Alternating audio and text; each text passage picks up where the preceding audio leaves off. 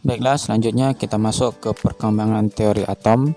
Di sini ada dua zaman perkembangan teori atom, yaitu zaman kimia klasik, satu lagi zaman kimia modern.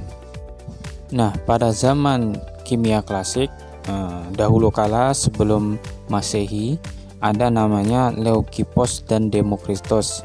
Dia menamakan istilah atom dengan atomos.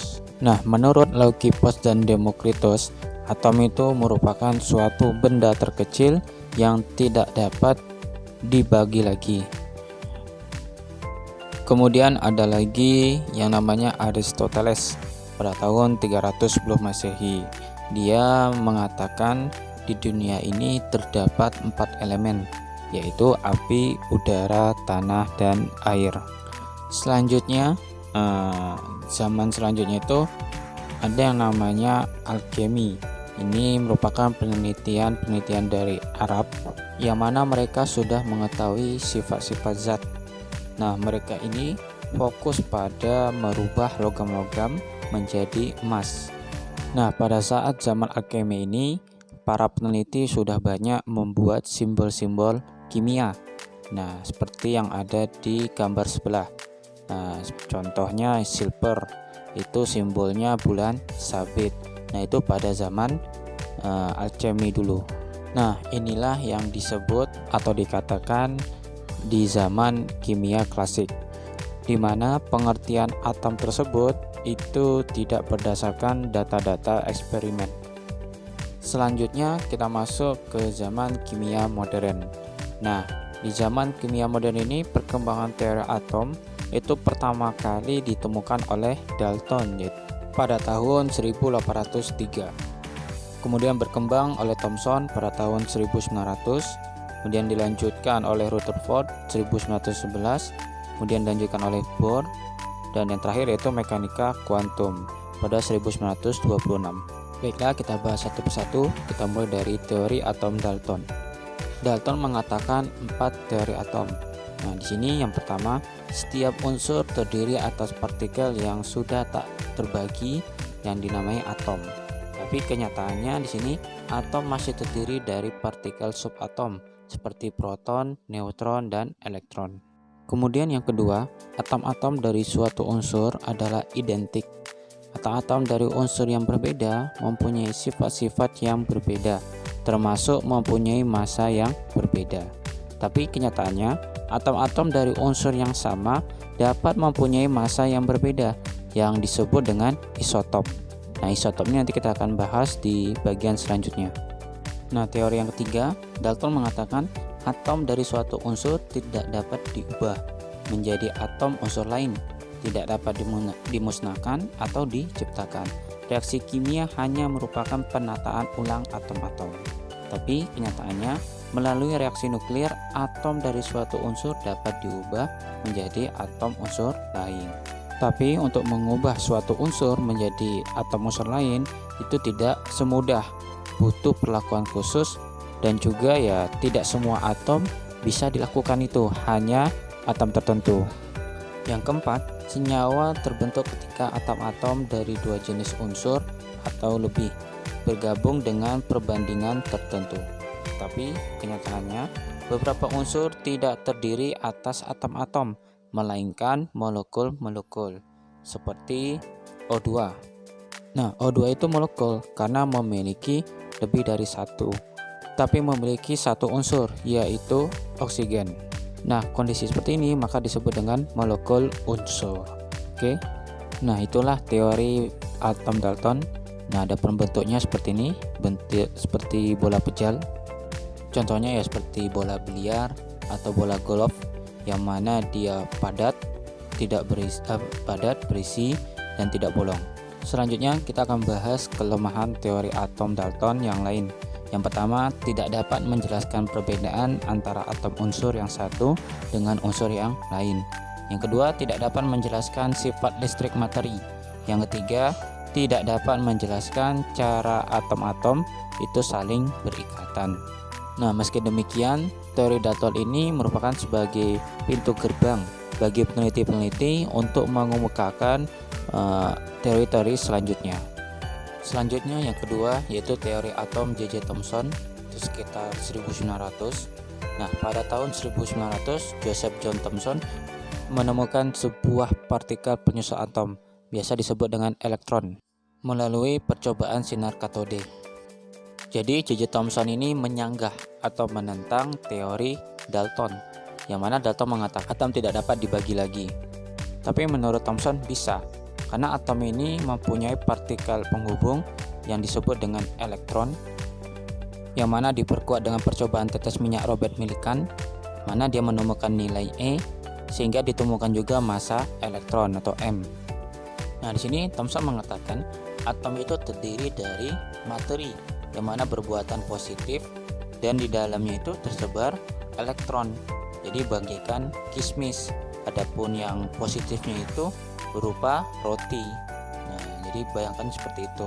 Dan total muatan positif itu sama dengan muatan negatif, sehingga atom itu bermuatan netral.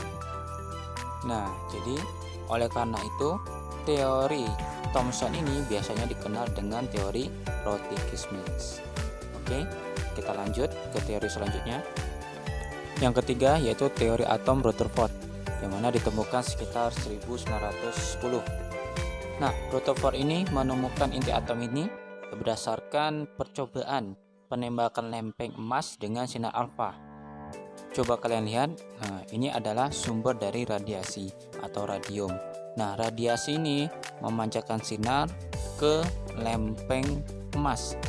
Nah, yang terjadi itu adalah sebagian dari sinar radiasi itu ada yang meneruskan, kemudian ada yang membelok, dan ada juga yang terpental atau balik ke belakang. Lebih kurang contohnya seperti itu, sebelah kanan ini. Adapun yang diteruskan, nah itu berarti dia melewati ruang kosong atau ruang hampa. Adapun yang mental berarti dia terpental oleh suatu inti atom. Nah, menurut Rutherford ini, inti atom ini bermuatan positif. Kenapa dibelokkan? Karena sinar alfa itu merupakan suatu sinar radioaktif yang bermuatan positif. Yang mana kita tahu pas pelajaran fisika, positif ketemu positif itu kan saling bertolak. Jadi ketika sinar yang bermuatan positif ini mendekati inti atom yang positif, maka dia akan bertolak.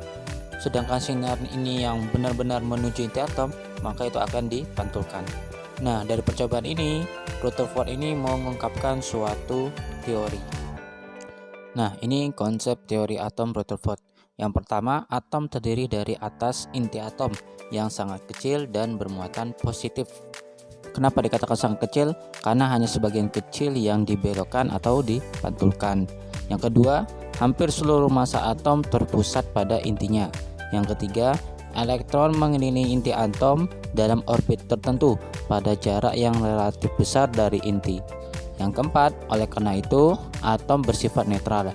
Jumlah elektron di dalam atom sama dengan jumlah muatan positif pada inti atom.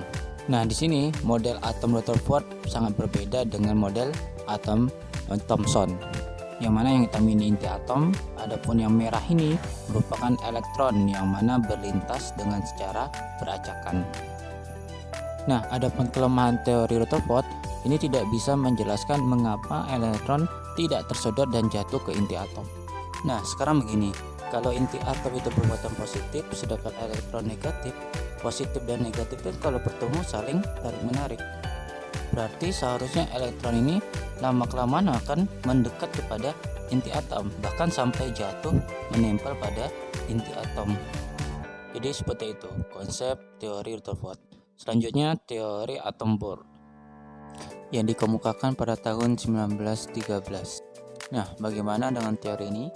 Nah, kita lihat saja di sini konsep teori atom Bohr. Yang pertama, elektron-elektron yang mengelilingi inti atom berada pada tingkat energi atau lintasan tertentu yang disebut dengan kulit atom. Nah, sebelumnya kalau menurut Rutherford itu elektron mengitari dengan secara sembarangan atau berantakan, sedangkan teori atom Bohr ini dia mempunyai lintasan tertentu. Di sini bisa kita lihat ada kulit 1, kulit 2, kulit 3. Jadi ini lebih kurang seperti tata surya ya. Ini mataharinya, kemudian ada planet-planet yang mengitari. Begitu juga dengan ini, inti atomnya sebagai pusatnya, sedangkan elektron itu mengitari sesuai dengan lintasannya, seperti orbit yang ada di tata surya. Yang kedua, elektron hanya boleh berada pada lintasan-lintasan yang ada dan tidak boleh berada di antara dua lintasan. Yang ketiga, elektron dapat berpindah dari satu kulit ke kulit yang lain dengan ketentuan. Yang pertama, perpindahan elektron ke kulit yang lebih luar disertai dengan penyerapan energi. Kenapa demikian? Karena seperti yang sudah dijelaskan tadi, semakin luar kulit maka semakin besar pula energi. Maka kalau elektron itu mau keluar ke kulit selanjutnya, dia harus butuh energi yang lebih besar. Sedang yang kedua, perpindahan elektron ke lebih dalam itu disertai dengan pemancaran energi atau energinya dilepas. Nah, di sini ternyata teori atom Bohr mempunyai kelemahan, yaitu gerakan elektron menyerupai gelombang sehingga posisinya tidak dapat ditentukan dengan pasti. Nah, adapun selanjutnya akan kita bahas di teorika mekanika kuantum. Oke, next. Nah, ini teori atom mekanika kuantum yang dikemukakan pada tahun 1926. Nah, ini dikemukakan oleh Erwin Schrödinger. Dia mengatakan bahwa posisi elektron dalam atom tidak dapat ditentukan dengan pasti, tapi hanya merupakan kebolehjadian ditemukan elektron. Kebolehjadian ini maksudnya kemungkinan atau peluang, karena nggak bisa ditentukan dengan pasti. Cara memaparkan posisi elektron adalah dengan pola titik-titik. Dengan densitas atau kerapatan, titik-titik menyatakan besar kecilnya peluang menemukan elektron di daerah itu.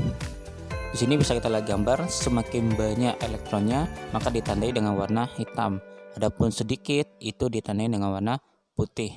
Nah, dengan banyaknya titik atau diwarnai hitam, ini menunjukkan banyaknya peluang ditemukannya elektron di daerah itu. Yang ketiga, ruang di mana terdapat kebolehjadian yang lebih tinggi untuk menemukan elektron disebut dengan orbital. Jadi orbital ini seperti rumahnya elektron. Jadi tinggal di mana elektron itu bertempat. Oke. Jadi ini teori mekanika kuantum yang terakhir yang masih digunakan sampai sekarang. Oke, sip. Nah, jadi itulah teori perkembangan atom dari zaman kimia klasik sampai zaman kimia modern.